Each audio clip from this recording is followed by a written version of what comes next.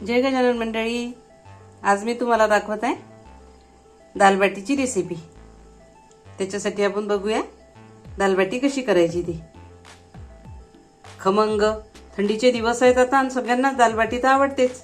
दालबाटी कशी करायची ते मी तुम्हाला आता सांगणार आहे। त्याच्यासाठी आपण आता साहित्य काय पाहिजे ते बघूया, कृती कशी करायची ते बघूया। अशा प्रकारे दालबाटीचं जर ताट समोर आलं थंडीच्या दिवसात गरम गरम की स्वर्ग सुखच। अजून काय पाहिजे याच्या पुढे? मस्तपैकी त्याच्यासोबत वांग्याची भाजी। ही वांग्याच्या भाजीची रेसिपी मी दिली आहे चॅनलवर माझ्या, तुम्ही बघू शकता। साधं वरण आणि त्याच दालबाटीचा असा चुरमा करायचा, मिक्सरला फिरून घ्यायचा गुळ आणि तूप टाकून। तूप त्यात भरपूर पाहिजे कारण तुपात बुडून बुडूनच हे दालबाटी खाता, म्हणून मी तुपाची वाटी ठेवली आहे इथे।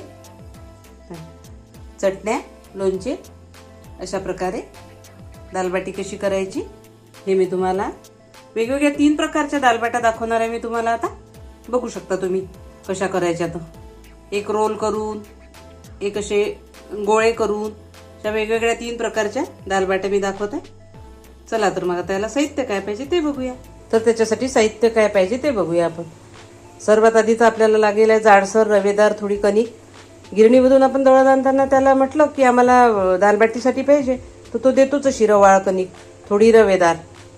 बघू शकता तुम्ही आपल्या नॉर्मल कणकीपेक्षा पोळीसाठी जी आपण दळून आणतो त्याच्यापेक्षा थोडी जाडसर दळून आणायची, थोडी रवेदार।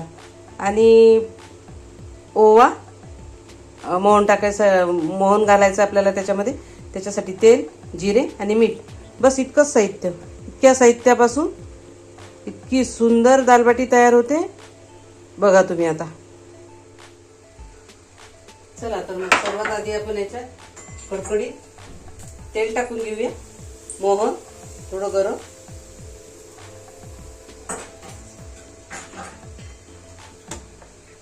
आणि थोडा हातावर हे करून असं ओवा टाकून घेऊया। थोडं थोडं पाणी टाकून आपण आता ही अशी कणिक भिजून घेऊया व्हिडिओ दाखवल्याप्रमाणे। आपण त्याचा असा घट्ट गोळा मळून घेतलाय। हा मुरू द्यायचा, चांगला अर्धा तास मुरू द्यायचा, कारण थोडे कणकीचे जे कण असतात ते थोडे जाडसर आहेत ना, रवेदार, त्यामुळे त्याला मुरायला वेळ लागतो। अर्धा तास तरी हा गोळा असा मुरू द्यायचा आणि अर्ध्या तासाने मग याची दालबाटी करायला घ्यायची। तोपर्यंत तो छान समौसूत होतो आणि त्याची दालबाटी छान होते। तर आता भिजवलेल्या कणकेतून असा एक गोळा तळून घ्यायचा आपल्याला आणि त्याची अशी गोल गोल गोल गोल बाटी तयार करून घ्यायची दोन्ही हातावर।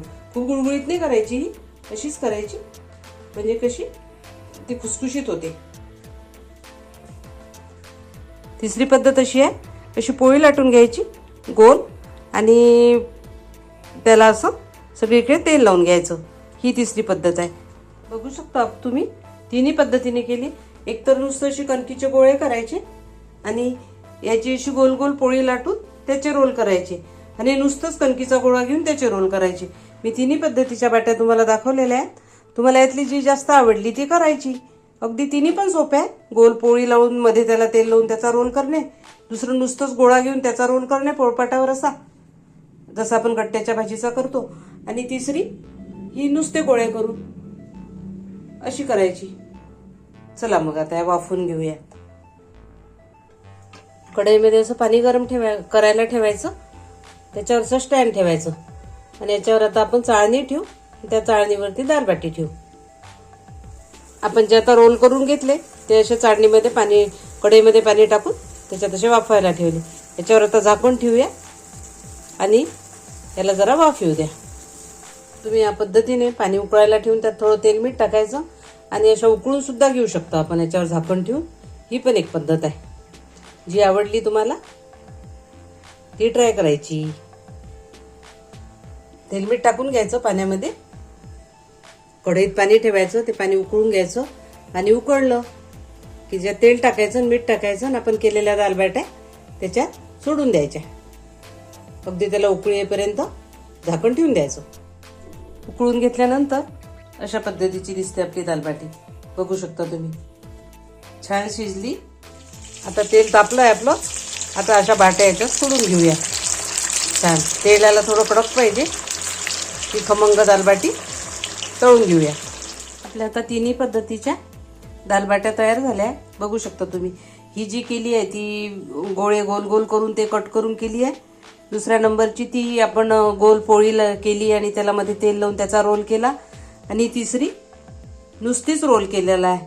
तिन्ही पद्धतीच्या छान लागतात.